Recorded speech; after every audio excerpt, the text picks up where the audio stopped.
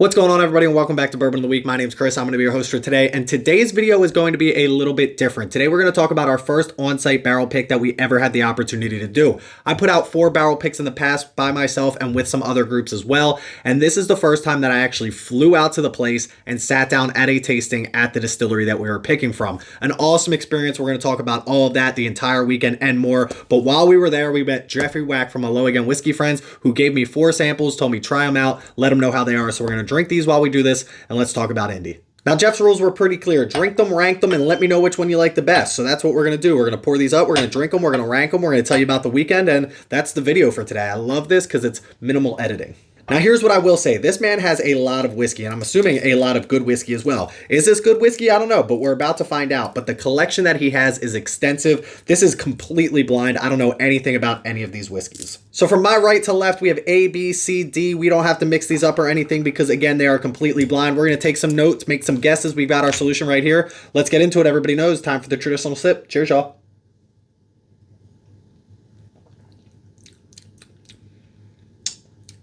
That's really good.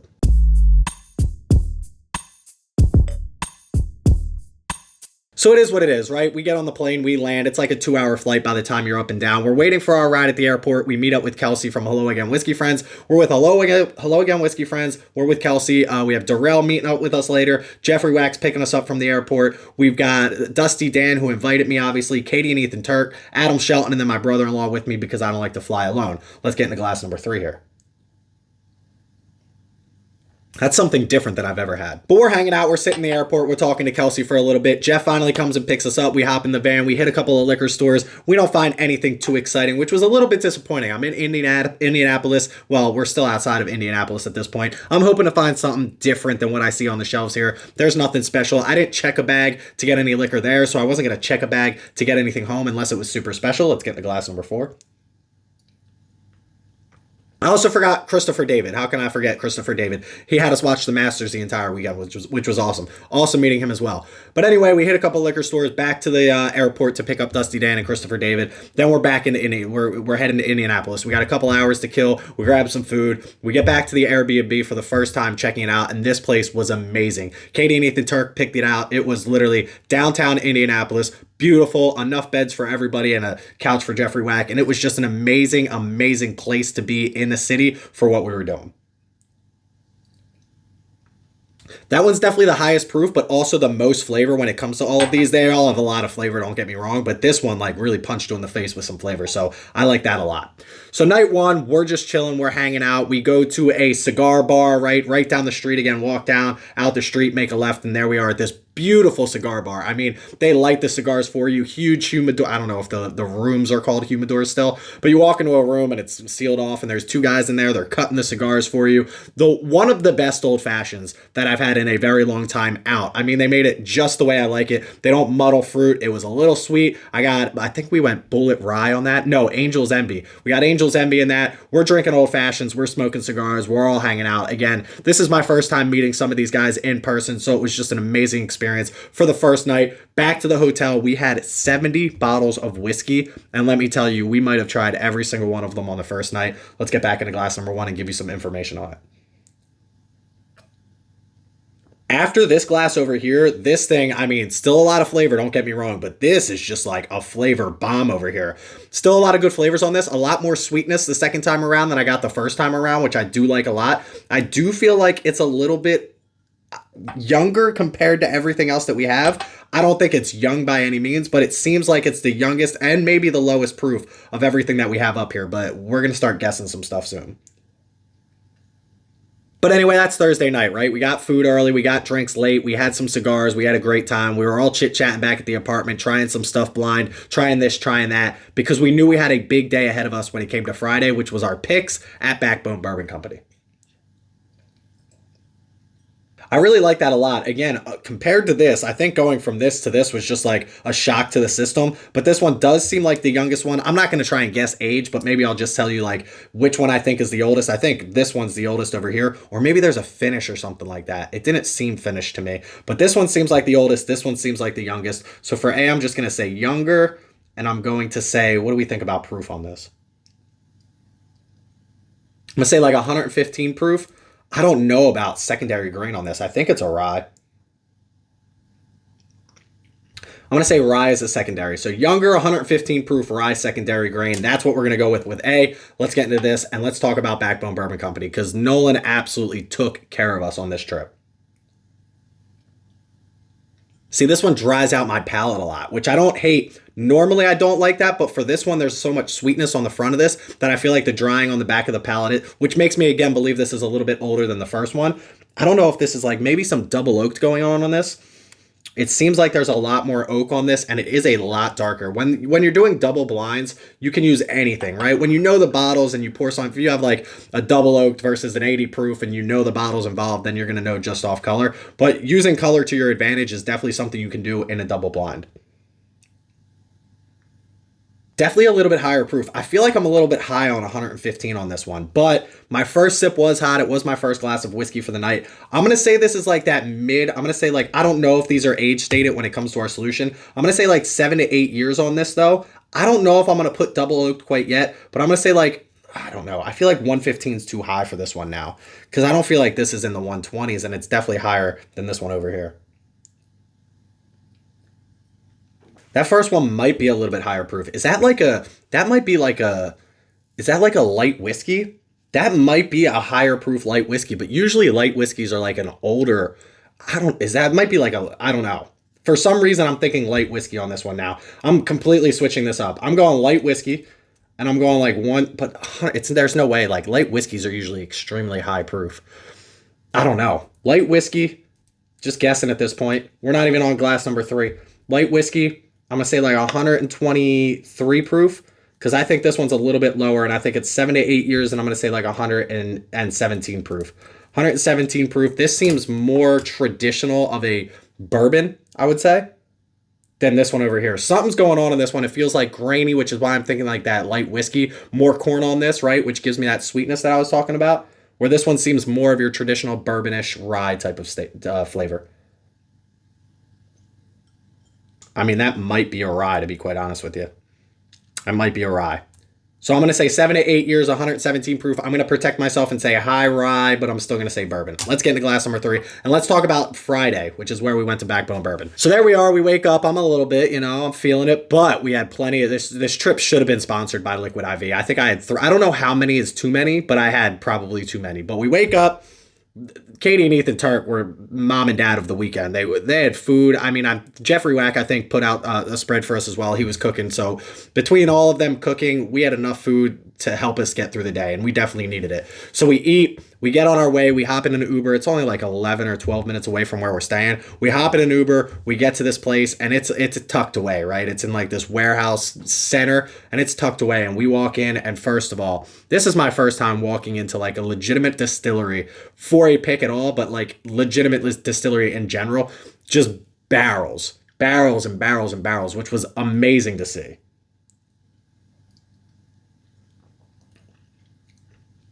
There's something in this glass that I've never had before in my entire life. Something in this glass, whiskey-wise, that I've never had before in my entire life. I don't love this. I'll be completely honest with you. This one is different, and I don't love it. I also think it's lower proof, and somebody actually just commented on one of my videos the other day, and I said I was drinking like 104 proof, and I was like, yeah, this is only 104 proof, and they were like, you've been drinking whiskey too long when you say only 104 proof, because that is a higher proof. I'm going to say this is only in that like 110 proof range, I think.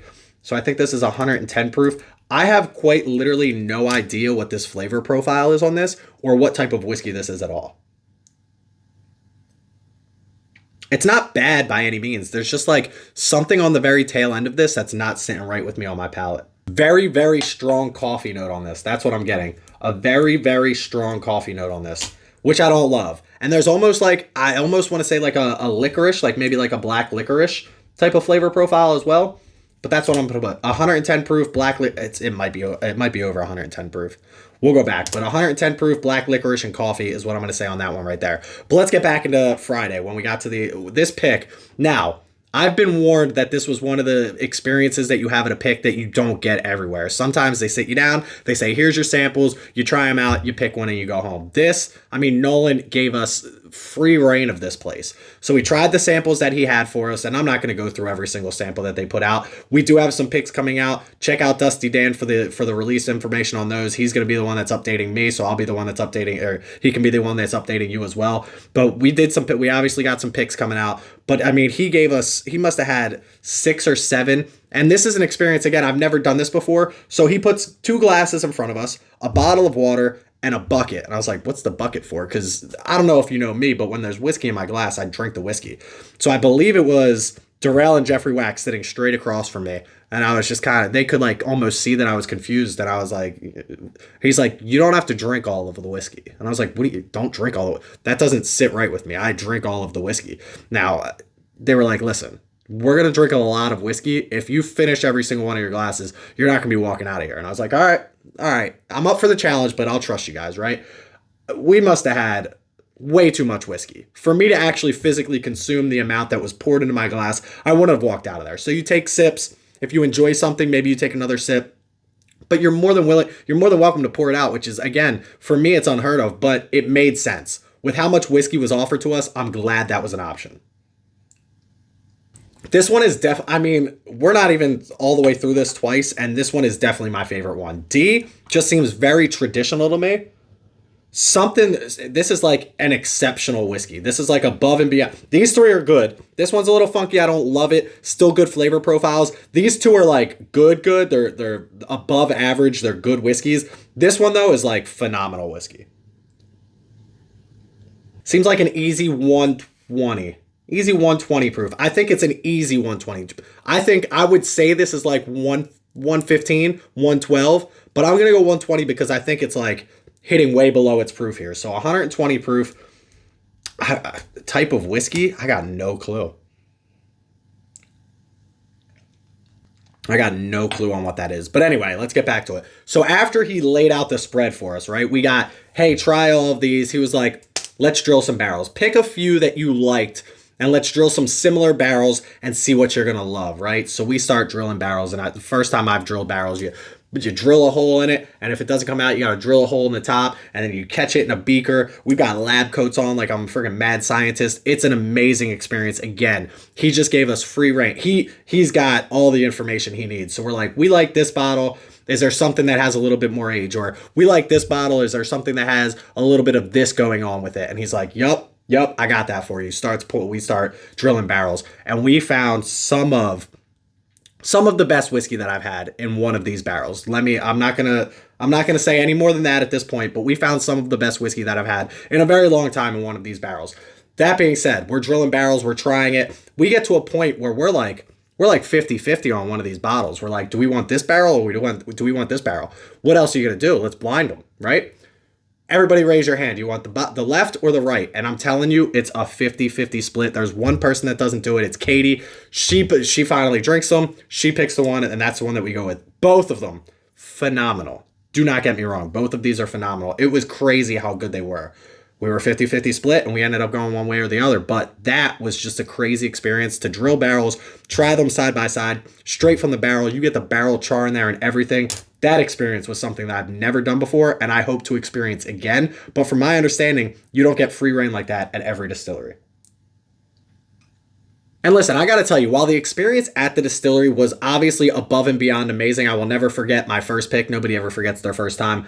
I think after the distillery, right, it's like early afternoon, everybody's feeling pretty good. We go back, we hit a restaurant up, we get some food, some more drinks. After that, everybody's tired, right? Some people are more tired than others. Some people take a nap. I'm one of those people. It's like 8:30. Some other people go back out to the cigar bar because, again, I can't tell you how amazing that cigar bar was. I wish I went back out just for the old fashioned. Some people go back out, but when everybody got back to that house on Friday night, that might have been my favorite part of the entire trip because all we did is we sat there. I had a Glencairn in my hand. I'm sitting next to Darrell. I'm sitting next to Jeffrey Wack. We're all just sitting there pouring each other blind samples of one of the 70 bottles of whiskey that we have. So I close my eyes. Jeffrey Wack pours something up. He brings it over to me. I'm just sitting there. We're going through it. What do you taste? What secondary grain do you get? What proof do you think's on that? Do you have any finishes on that, right? And we're guessing. And we're doing this time and time again with each other. He's getting one. I'm getting one. Darrell's getting one. Everybody's involved in it. The Masters are on. It's like 11 o'clock at night at this point, but the Masters are still on thanks to Christopher David. It was just that moment right there, just chilling with everybody in the house. I had to leave on Saturday, unfortunately. They all went out to Hard Truth on Saturday and had another amazing time, I'm sure. I had to get back for work, but that night, just sitting there doing that until like 12:30, 1 o'clock in the morning was honestly the best part of the entire trip. Bar none. Obviously going to the distillery was the reason we were there, but that sitting at the house was so much fun. I'm going to tell you one more story about my trip home. We're going to finish these off because, again, I don't leave whiskey. And then we're going to get our guesses and we're going to find out the solution. We also have to put these in order of our favorite, which, again, I mean, this, number one. There's no way that this... I've been back and forth on these two with proof, which is throwing me off on these two. There's no way that this is a lower proof than this one. I don't know what I was thinking. I do like the age statement, like that 6, 7, maybe 8 year range. If I had to guess an age, I'll say 7 years. Flavor-wise, I like it better than this one. I think this one's better than this one, but it also dries out my tongue, which is why I'm thinking a little bit older. I also said double oaked at one point, and I don't hate that guess at all either. I do like that better than this one. So right now, this is in last, this is second to last, this is in first, and then we're going to see if we have to rotate these otherwise. But let me tell you about this trip home, because again, I don't like to travel, and this was not a fun way to get home. I just finished this one right here, and I got to tell you, I said 117 proof and 123 proof, they might be switched. I don't really know what I'm doing at this point, but they might be switched when it comes to proof. But let me talk about this flight home. So I'm at the airport 2 hours early, as you're supposed to be. We're all checked in, we're sitting, we're eating a little bit. I'm within earshot of where the people get off of the plane and where the people are supposed to get on the plane. The pilot that landed the plane that is getting off gets off. The pilot that's about to fly me to the next destination, to Philadelphia, is standing there. The pilot that gets off says, and I'm not going to quote, but this is what I heard at least. "Good luck. I left a note. I hope you get there." I swear to God, that's what he said. I swear, you can, if you were to have to like interview me for like hand on the Bible and I'm in court, no perjury, that's what he said. "Good luck. Hope you get there. I left a note." And I'm like, what is it? What is that about? So my pilot gets on the plane and I'm like, all right, well, I'm not getting on that plane. I go over to my brother-in-law. I said, I'm not getting on that plane. He's like, yes, why aren't we getting on the plane? I said, he just said good luck to the other pilot. You don't say good luck to it. It's not we're not doing a play rehearsal. It's not break a leg. You just get on the plane and you go. Anyway, the plane is sitting there. We're supposed to board. We don't board. So now I know something's up. I look out the window. The engine, the right side engine is open. They have it open. It's another puddle hopper, by the way. It's a little plane. So I can see the full engine. I can see the whole thing. They're working on it. They're working on it. It must have been an hour and a half. They finally say, hey, we delayed your flight. They're working on the plane. We're going to send it back for maintenance. We're going to run some computer diagnostics, and we're going to bring it back out here. You guys will be boarding in 20 minutes. You know it's not 20 minutes. They take the plane back an hour later. They bring the plane back out. They say, you're good to go. I said, is that the same plane? They said, yes. I said, I'm not getting on that plane. They said, I don't really care what you do, but that's the plane that's getting you to Philadelphia. I said, I'm not getting on that plane. Dave said, we're getting on that plane. Dave's my brother-in-law. They open up the engine again for a second time. They already told me it's good. They open it up again. They said, we're going to take 20 more minutes. We want to check one more thing. I said, we're all done checking things. Get another plane. Just get me another plane here. Finally, they come back on, and this is what they say, I swear. We're in Indianapolis.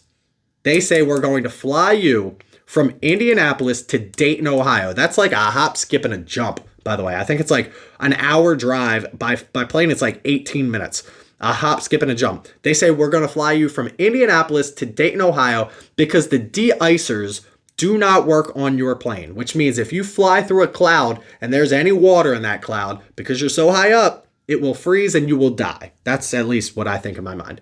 So there's no de-icers on this plane. So they have a plane waiting for us in Dayton, Ohio that will get us back to Philadelphia. So we have to fly from Indianapolis on a plane that doesn't work to Dayton, Ohio. So then from Dayton, Ohio, we can get back to Philadelphia. I'm bugging. Let me get into this glass right here.